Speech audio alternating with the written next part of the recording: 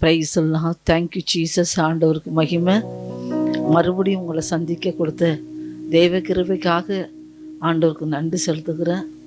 இந்த நேரத்தில் கூட ஆண்டவர் உங்களோடு கூட ஒரு அருமையான சிங்கரை நான் உங்களுக்கு அறிமுகப்படுத்துகிறேன். 2024 சரியாக மே மாதம் 19ஆம் தேதி மிகப்பெரிய போராட்டம். அந்த போராட்டத்துக்கு எல்லாருமே கைவிட்ட ஒரு சூழ்நிலை. பெத்த பிள்ளைங்களோ மற்றவங்களோ உறவுக்காரங்களோ ஒருவரும் உதவிக்கு வராத ஒரு நிலைமை. அப்படிப்பட்ட சூழ்நிலை என்னுடைய பேத்தி புழுவாக துடிக்கிறா. என்னால் பார்த்துட்டு சும்மா இருக்க முடியல. ஆண்டவரே, எல்லாரும் கைவிட்டது போல நீங்களும் என்னை கைவிட்டுட்டீங்களா அப்படின்னு என் உள்ளுக்குள்ள ஒரே வேதனையோடு இருக்கும்போது நான் நினைக்கிறேன், ஆண்டவர் விட்டுட்டாரா? மனுஷன்தான் விட்டுருவாங்க, ஆண்டவர் விட்டுருவாரா, விட்டுட்டாரா அப்படின்னு யோசிக்கும் போது ஒரு பாடலை, எந்த பொண்ணு பாதிக்கப்பட்டிருக்காலும் சுய நனவில்லை, அவளுக்கு என்ன செய்யணும்னு அவளுக்கே தெரியல, நான் நினச்சி முடிவுக்குள்ளாக நினைக்க ஆரம்பிக்கிறேன், அவள் பாடுறா. அந்த பாட்டு என்னன்னா, தலைமுறை தலைமுறையா பரம்பரை பரம்பரையா சந்ததி சந்ததியா அவர் கிருபை என்று உள்ளது. அந்த பாட்டு எந்த பொண்ணு பாதிக்கப்பட்டிருக்காலும் எவளுக்கு உடம்பு சரியில்லை அந்த பொண்ணு சுயநலம் இழந்த நிலைமையில் பாடும்போது ஆவியான சொன்னார், நான் விட்டுருவேனா உன் பரம்பரையை, விட்டுருவேனா உன் சந்ததியை, விட்டுருவேனா உன் பிள்ளையன்னு சொன்னார். ஒரு பெரிய பலன் வந்துச்சு. அந்த பலனில் இன்னைய வரையும் கத்திருக்கா நிற்க. அந்த பலன், இந்த கிருபை என்னை தாங்குகிறது.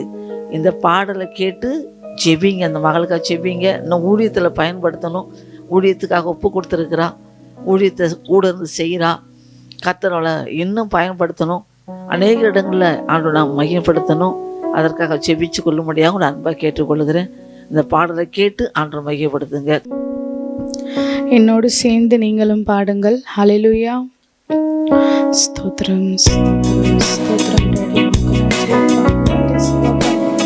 நன்றி தகப்பனே, நன்றி தகப்பனே. ஸ்தோத்திரம் ஸ்தோத்திரம் ஸ்தோத்திரம் ஸ்தோத்திரம் ஸ்தோத்திரம் ஸ்தோத்திரம். எல்லாரும் ஒன்றாக சேர்ந்து பாடலாமா? கர்த்தரை துதிக்கலாமா? அவர் கிருபை தலைமுறை தலைமுறை தலைமுறைக்குள்ளது. அவர் கிருபை தலைமுறை தலைமுறை தலைமுறைக்குள்ளது. அவர் கிருபை தலைமுறை தலைமுறை தலைமுறைக்குள்ளது.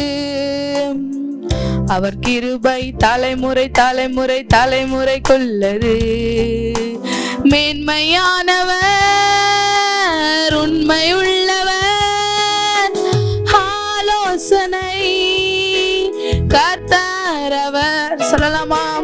மேன்மையானவர், உண்மையுள்ளவர், ஆலோசனை கர்த்தரவர். அவர் கிருபை தலைமுறை தலைமுறை தலைமுறைக்குள்ளது. அவர் கிருபை தலைமுறை தலைமுறை தலைமுறைக்குள்ளது. அவர் கிருபை தலைமுறை தலைமுறை தலைமுறைக்குள்ளது. அவர் கிருபை தலைமுறை தலைமுறை தலைமுறைக்குள்ளது.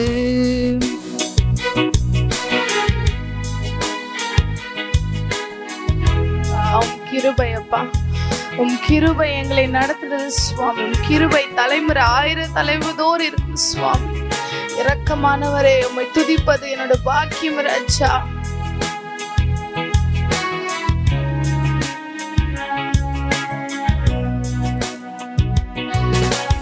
ஒரு சந்ததி அவரை சேவிக்கும், தலைமுறை தலைமுறையாய் அவர் சந்ததி எனப்படும். சொல்வோமா? ஒரு சந்ததி அவரை சேவிக்கும், தலைமுறை தலைமுறையாய் அவர் சந்ததி எனப்படும். அவர் கிருபை தலைமுறை தலைமுறை தலைமுறைக்குள்ளது. அவர் கிருபை தலைமுறை தலைமுறை தலைமுறைக்குள்ளது.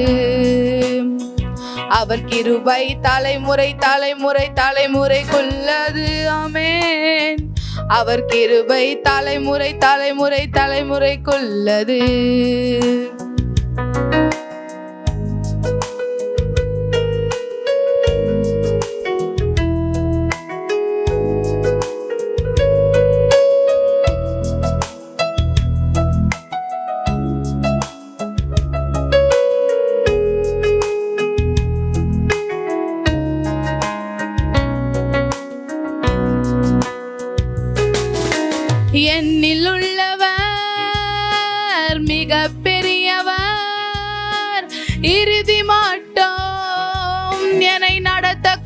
கூடியவர். சொல்லுமா, என்னில் உள்ளவர் மிக பெரியவர். எஸ் டாடி, இறுதி மட்டும் என்னை நடத்த கூடியவர். அவர் கிருபை தலைமுறை தலைமுறை தலைமுறைக்குள்ளது. அவர் கிருபை தலைமுறை தலைமுறை தலைமுறைக்குள்ளது. அவர் கிருபை தலைமுறை தலைமுறை தலைமுறைக்குள்ளது. எஸ் எஸ் எஸ், அவர் கிருபை தலைமுறை தலைமுறை தலைமுறைக்குள்ளது. அப்பா, உம் கிருபை தலைமுறைக்குள்ளது சுவாமி. உம் கிருபை தலைமுறைக்குள்ளதப்பா. உம் கிருபை எங்களை நடத்திடுது சுவாமி. உம் கிருபை தான் ராஜா. அப்பா, கல்வாரி சிலுவையில் எங்களுக்காக அடிக்கப்பட்ட அதே அன்பு இன்று வரும் எங்களை நடத்தி உள்ளதப்பா, நடத்தி கொண்டே இருக்கிறது சுவாமி. ஹல்லேலூயா, ஹல்லேலூயா, ஹல்லேலூயா. என்னில் உள்ளவர் மிக பெரியவர், இறுதி மட்டும் என்னை நடத்த கூடியவர். சொல்லலாமா, என்னில் உள்ளவர் மிக பெரியவர், இறுதி மட்டும் என்னை நடத்த கூடியவர். அவர் கிருபை தலைமுறை தலைமுறை தலைமுறைக்குள்ளது. ஆமென். அவர் கிருபை தலைமுறை தலைமுறை தலைமுறைக்குள்ளது. அவர் கிருபை தலைமுறை தலைமுறை தலைமுறைக்குள்ளது. எஸ் எஸ், அவர் கிருபை தலைமுறை தலைமுறை தலைமுறைக்குள்ளது. அல்லேலூயா. நன்றி தேவனே. அப்பா, நேரத்துக்கு கோடான கோடி நன்றி சொல்லுகிறோம் ராஜா. அப்பா, இந்த பாடலை கேட்கிற அநேக ஜனங்களை நீங்க தொடுங்க சுவாமி. அநேக இருதயங்களை, அநேக நொறுக்கப்பட்ட ஜனங்களை தொட்டு பேசு சுவாமி. உம் கருத்துல எல்லாவற்றையும் ஒப்பு கொடுத்துக்கிறோம். இயேசுவின் நாமத்தில் ஜெபிக்கிறோம் எங்க நல்ல பிதாவே. ஆமென்.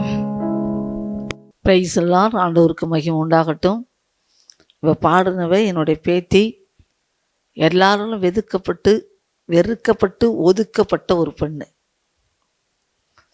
எல்லாராலும் தள்ளப்பட்டு எல்லாராலையும் வேதனைப்படுத்தப்பட்ட ஒரு ஆத்துமா. ஆண்டவர் சொல்லியிருக்காரு, ஒருவனை எத்தனை வாட்டி மன்னிக்கலான்னா 70 முறை மன்னிக்கணும்னு. ஆனால் அவளுக்கு யாருமே மன்னிக்கல. ஆனால் ஆண்டவர் மன்னிச்சு அவர் தம்முடைய கரத்தில் எடுத்து பயன்படுத்த ஆரம்பிச்சிட்டாரு. அவருக்கே நன்றி. நான் திகைத்த போது, கலங்கின போது ஆவியானவர் இந்த பாடலை அந்த மகளுக்கு கொடுத்தார். அவருக்கு மகிமை உண்டாகட்டும். கொடான கொடி நன்றி.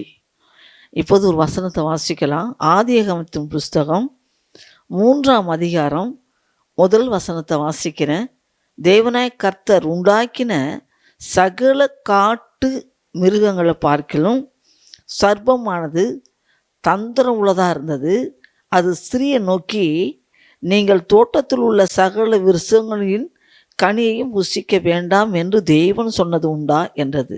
ஸ்திரீ சர்ப்பத்தை பார்த்து, நாங்கள் தோட்டத்தில் உள்ள விருட்சங்களின் கனியை புசிக்கலாம், ஆனாலும் தோட்டத்தின் நடுவில் இருக்கிற விருட்சங்கத்தின் கனியை குறித்து தேவன் நீங்கள் சாகாதபடி அதை புசிக்கவும் அதை தொடவும் வேண்டாம் என்று சொன்னார் என்றார். அப்போது சர்ப்பம் ஸ்திரியை நோக்கி, நீங்கள் சாகவே சாவதில்லை, நீங்கள் இதை புசிக்கும் நாளில் உங்கள் கண்கள் திறக்கப்படும் என்றும் நீங்கள் நன்மை தீமை அறிந்து தேவர்களை போல இருப்பீர்கள் என்றும் தேவன் அறிவார். இதை கேட்டுக்கொண்டிருக்கிறதான தேவ பிள்ளையே, ஆண்டவர்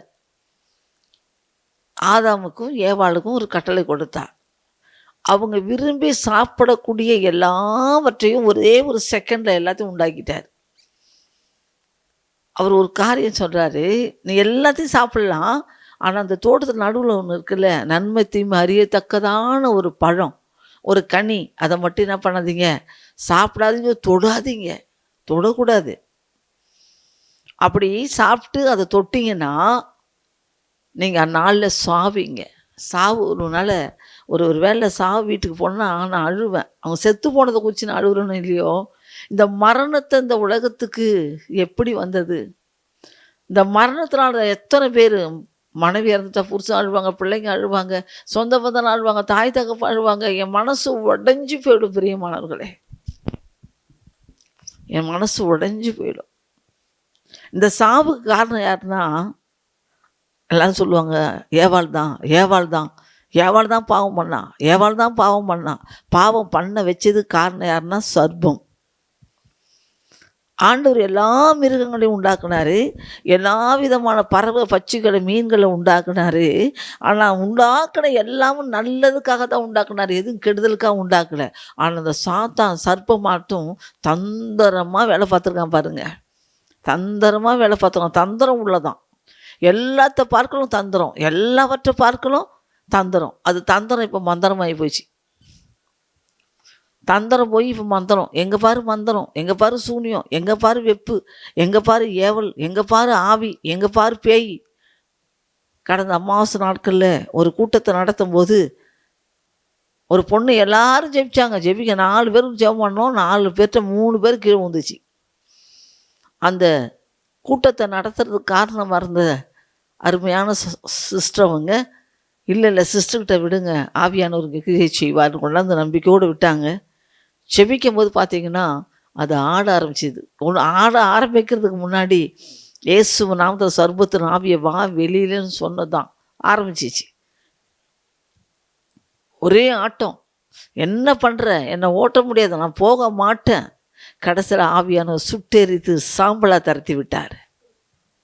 அவனுடைய தந்திரம் நமக்கு தெரியாதவைகள் அல்லவே என்று வேதம் சொல்கிறது. இந்த தந்திரம் என்னெல்லாம் பண்ணுது தெரியுங்களா? இந்த தந்திரம் என்னெல்லாம் பண்ணி ஜனங்களை அழிக்குது தெரியுமா? தெரியாது. ஐயோ பொய்யா சொல்கிறான்னுவாங்க. ஏன் பொய் சொல்கிறான்னு யாருக்கும் காரணம் தெரியாது. அந்த பொய்க்கு காரணம் யாருன்னா பொய்யனும் பொய்க்கு பிதாவும் ஆனவனே. ஐயோ திருடுது இது அப்படின்வாங்க. திருடுறதுக்கு யாரு? யோவான் 10:10 சொல்ல, திருடன் திருடவும் கொல்லவும் அழிக்கவும் அன்றி வேற ஒன்றுக்கும் வரான், வேற ஒன்றுக்கும் வரான். திருடுறது தான் அதனுடைய வேலை. திருடுறங்க திருடுறான் திருடுறான் திருடுறான் திருடுறான், திருட்டு ஓடுறான், அதோ திருட்டு ஓடுறான், அங்கே திருட வரான், அங்கே திருட வரான். நிறைய பார்க்குறோம்ல. இந்த திருடனுக்கு காரணம் யாரு? அந்த சர்பத்தின் ஆவிதான். குடியாரன் குடிச்சிட்டான்னா கெட்ட கெட்ட வார்த்தையாக பேசுகிறான். ஆண்டு சொல்கிறாரு எபேசியரில், உங்கள் வாயில் கெட்ட வார்த்தை ஒன்றும் புறப்படாதிருப்பதாக. உங்கள் வாயிலிருந்து பேசுகிற ஒவ்வொரு வார்த்தையும் மற்றவங்களுடைய இருதயம், நொறுக்கப்பட்ட இருதயம், காயப்பட்ட இருதயம், கண்ணீரோடு இருக்கிற இருதயங்களை ஆறுதல் படுத்துகிற வார்த்தையை வரணும்.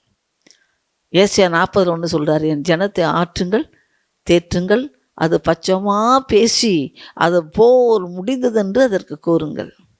என் ஜனத்தை தேற்றுங்கள் ஆற்றுங்கள், என் ஜனத்தை தேற்றுங்கள் ஆற்றுங்கள், அதன் பச்சமா சார்ந்து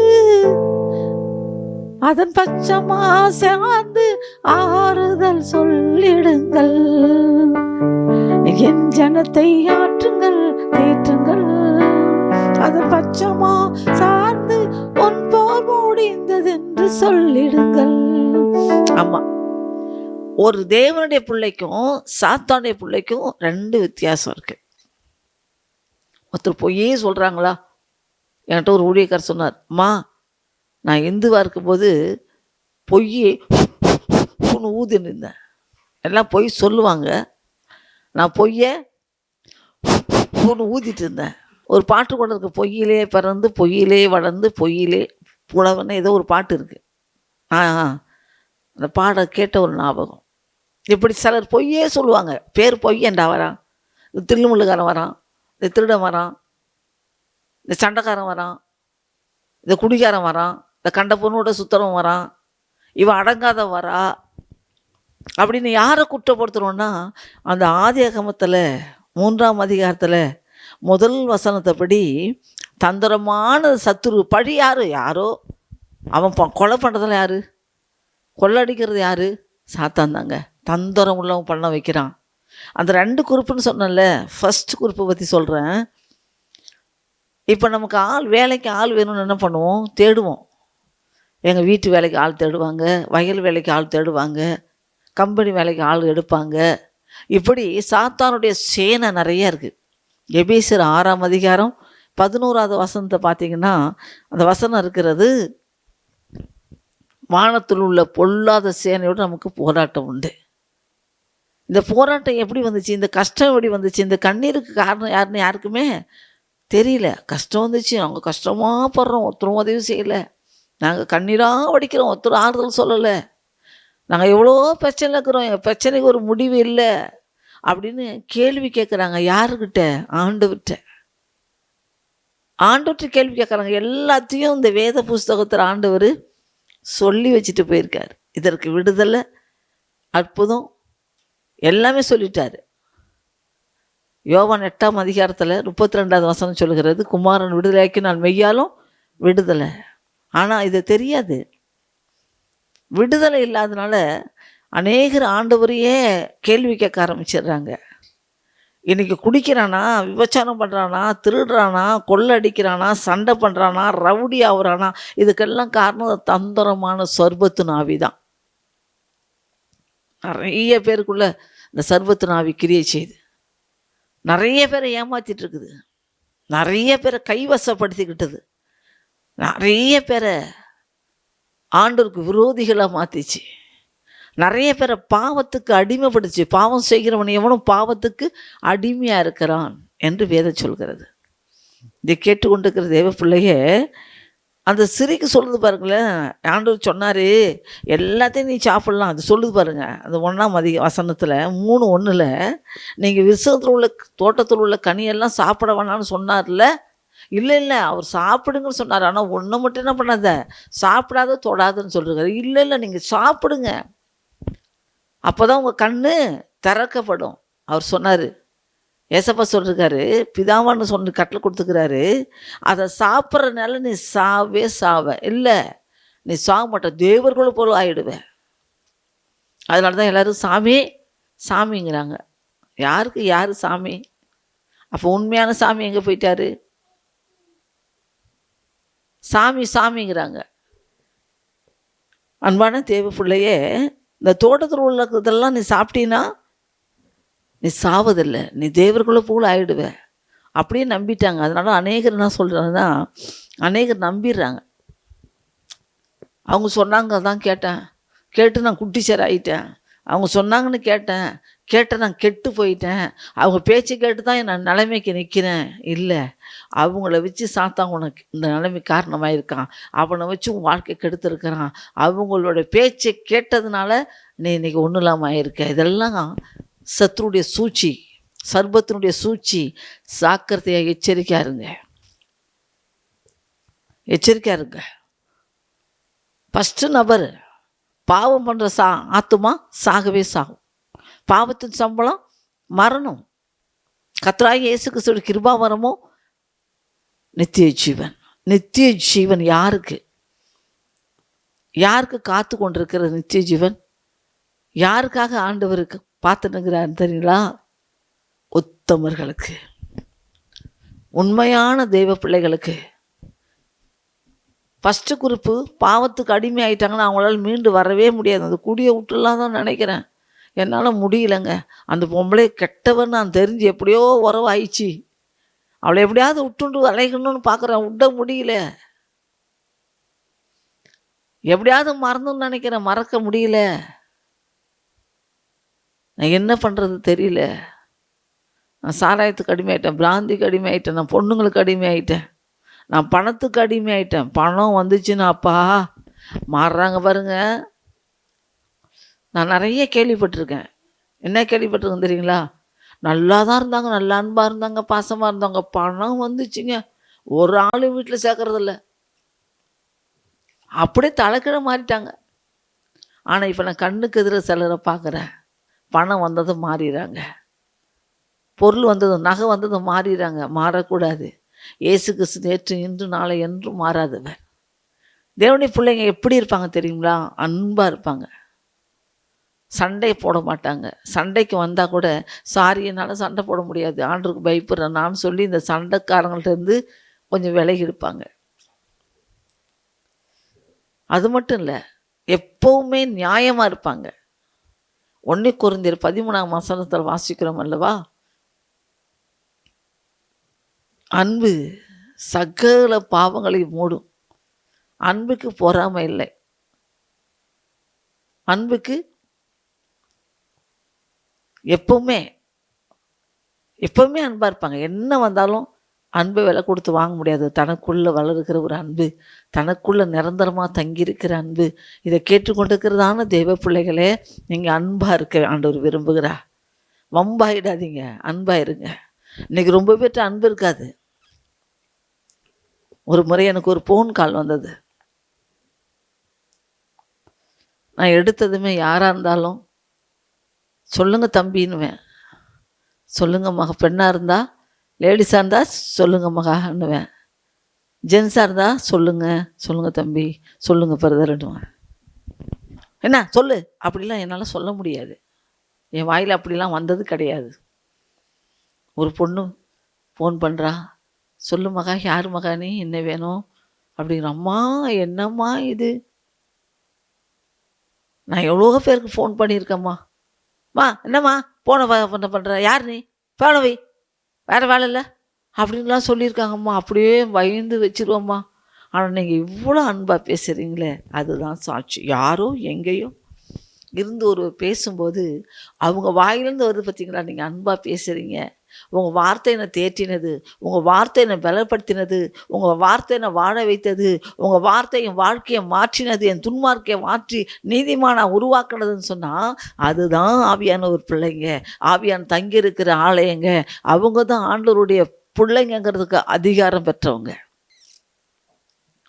உண்மையாக மனம் திரும்பினவங்க, உண்மையாக ரட்சிக்கப்பட்டவங்க, உண்மையாக இயேசுவை ஏற்றுக்கொண்டவங்க ஒரு நாளும் பொய் சொல்ல மாட்டாங்க, மறைக்க மாட்டாங்க, திருட மாட்டாங்க, ஒரு குடும்பத்தை கெடுக்க மாட்டாங்க, ஒரு வாழ்க்கைக்கு குறுக்க நிற்க மாட்டாங்க, ஒருத்தரையும் வேதனைப்படுத்த மாட்டாங்க, ஒருத்தரும் துக்கப்படுத்த மாட்டாங்க, ஒருத்தருடைய கண்ணீருக்கும் காரணமாக இருக்க மாட்டாங்க.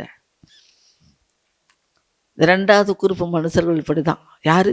அவங்க தேவனால் தெரிந்து கொள்ளப்பட்ட ராஜரிக கூட்டம், தேவனுடைய பிள்ளைங்க, தேவனுக்கென்று வாழ்கிறவங்க, தேவ ராஜ்யத்துக்கு என்று நியமிக்கப்பட்டவங்க. அவங்ககிட்ட ஒரு தப்பையும் கண்டுபிடிக்க முடியாது.